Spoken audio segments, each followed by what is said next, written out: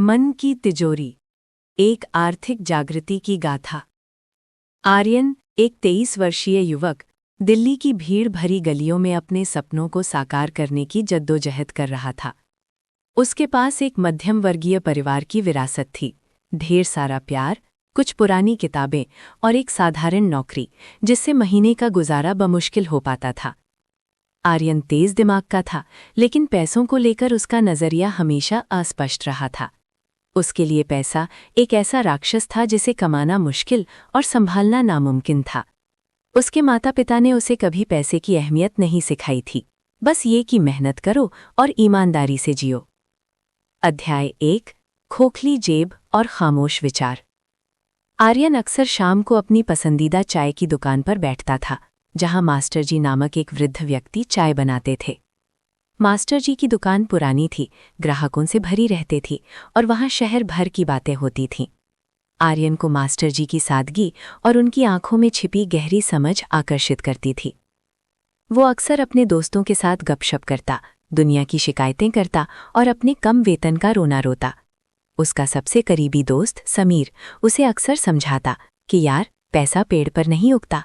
पर आर्यन इसे किस्मत का खेल मानता था। एक शाम आर्यन उदास बैठा था। उसने अभी अभी अपनी सारी जमा पूंजी एक नई बाइक खरीदने में खर्च की थी, जिसके बाद उसकी जेब खाली हो गई थी। वो जानता था कि अगले महीने उसे किराए और बिलों के लिए संघर्ष करना पड़ेगा। मास्टर जी ने उसकी उदासी भांप ली। उन्होंने आर्यन को एक कप कड़क चाय दी और धीरे से पूछा, क्या बात है बेटे, आज तो तुम्हारा चेहरा मुरझाया हुआ है। आर्यन ने अपनी आपबीती सुनाई। मास्टर जी, ये पैसा भी अजीब चीज़ है, जितनी मेहनत से कमाओ उतनी ही तेजी से चला जाता है। लगता है मेरी किस्मत ही खराब है। मास्टर जी मुस्कुराए, उनकी आंखों में एक चमक थी। किस्मत की बात नहीं है बेटे, बात है नज़रिए की। उन्होंने आर्यन की ओर देखा। तुम्हारे दिमाग में जो है वही तुम्हारी जेब में आता है। आर्यन असमंजस में था। लेकिन मास्टर जी, मेरे दिमाग में तो हमेशा पैसे की कमी रहती है। मास्टर जी ने कहा, हाँ, यही तो समस्या है। तुम्हारा मन एक बहुत बड़ा बैंक है आर्यन। अगर तुम उसमें सिर्फ कमी और डर जमा करोगे तो वो तुम्हें वही लौटाएगा। ये आर्यन के लिए एक नया विचार था। Your mind is your biggest bank. ये बात उसके मन में घर कर गई। अध्याय 2, मानसिकता का बीज। अगले कुछ दिनों तक आर्यन मास्टर जी की बातों पर विचार करता रहा। उसने देखा कि मास्टर जी हमेशा प्रसन्न रहते थे, चाहे दुकान चले या ना चले। उनकी दुकान छोटी थी, लेकिन साफ सुथरी और व्यवस्थित थी। आर्यन ने उनसे पूछना शुरू किया, मास्टर जी, आपने ऐसा कैसे किया? आप इतने शांत और खुश कैसे रहते हैं, जबकि मैं हमेशा पैसों की चिंता में डूबा रहता हूँ? मास्टर जी ने कहा, बेटा, पैसा मानसिकता का पीछा करता है। Money follows mindset. अगर तुम्हारी मानसिकता गरीबी की है तो पैसा तुमसे दूर भागेगा। अगर तुम्हारी मानसिकता समृद्धि की है तो वो तुम्हारी ओर खिंचा चला आएगा। मास्टर जी ने आर्यन को अपनी कहानी सुनाई। उन्होंने बताया कि कैसे एक समय में उनके पास कुछ नहीं था, लेकिन उन्होंने कभी हार नहीं मानी। उन्होंने अपने छोटे से ठेले को एक दुकान में बदला, एक एक रुपया बचाकर निवेश किया और कभी भी अपने मन को नकारात्मक विचारों से भरने नहीं दिया। उन्होंने आर्यन को बताया कि सफलता की पहली सीढ़ी है अमीर सोचना, अमीर बनना। Think rich, grow rich. इसका मतलब सिर्फ पैसों के बारे में सोचना नहीं, बल्कि एक ऐसी मानसिकता विकसित करना है जहां तुम अवसरों को देखते हो, समस्याओं को नहीं। उन्होंने आर्यन को एक छोटी सी डायरी दी और कहा कि वो हर रात सोने से पहले अपने वित्तीय लक्ष्यों को लिखें और कल्पना करे कि उसने उन्हें हासिल कर लिया है। आर्यन ने पहले तो इसे एक मजाक समझा, लेकिन मास्टर जी के आग्रह पर उसने ये करना शुरू कर दिया।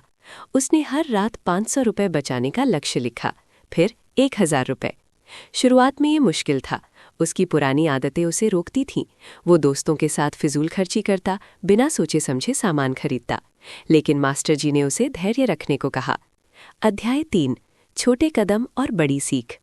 मास्टर जी ने आर्यन को बचत के मूल सिद्धांतों के बारे में बताना शुरू किया। उन्होंने उसे अपने खर्चों का हिसाब रखने को कहा, अनावश्यक चीज़ों पर खर्च कम करने और सबसे ज़रूरी, हर महीने अपनी आय का एक हिस्सा अलग रखने को कहा, चाहे वो कितना भी छोटा क्यों ना हो।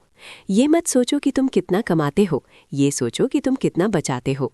मास्टर जी ने कहा, ये पैसा तुम्हारी भविष्य की पूंजी है। आर्यन ने अपनी आदतों को बदलना शुरू किया।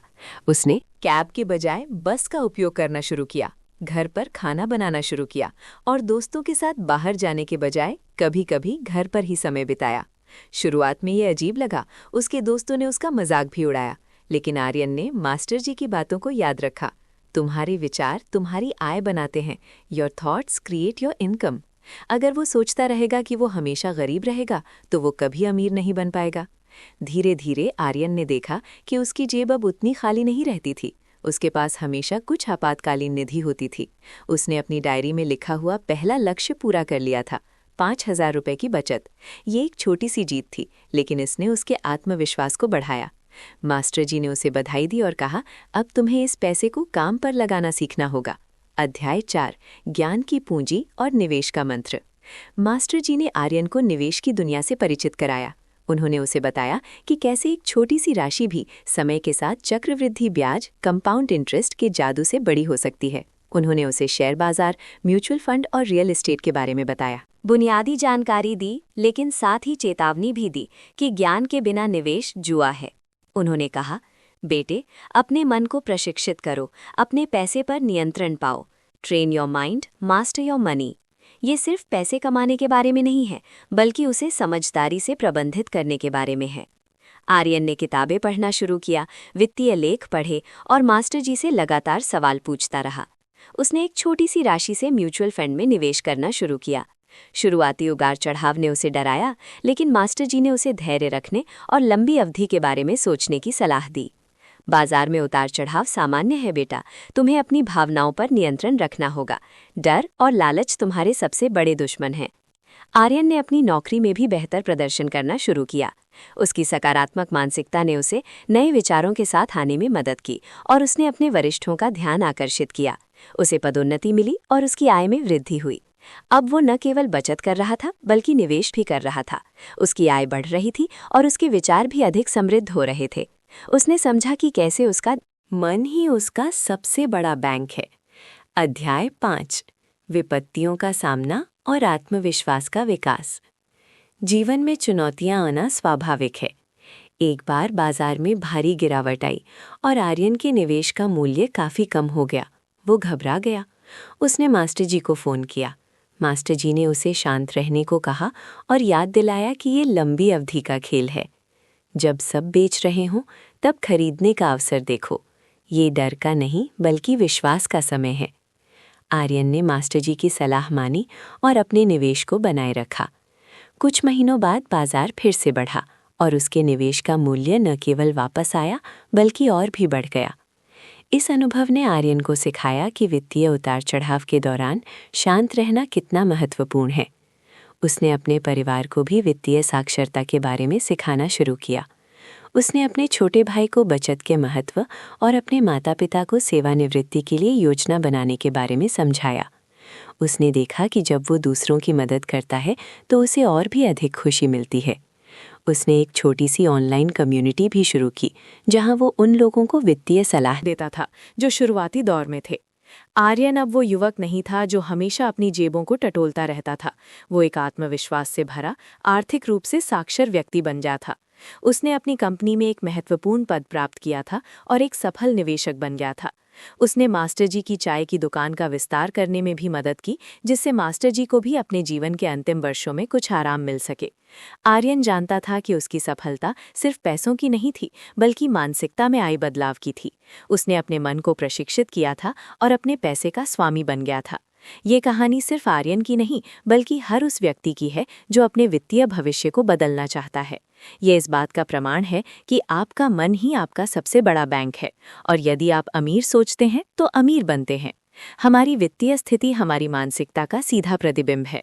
यदि हम अपनी मानसिकता को समृद्धि, बचत और समझदारी भरे निवेश की दिशा में प्रशिक्षित करते हैं, तो हम न केवल धन अर्जित करते हैं, बल्कि एक सुरक्षित और समृद्ध जीवन का निर्माण भी करते हैं। आत्मनियंत्रण, धैर्य और सतत सीखने की इच्छा ही हमें अपने वित्तीय लक्ष्यों को प्राप्त करने और जीवन में वास्तविक स्वतंत्रता पाने में मदद करती है।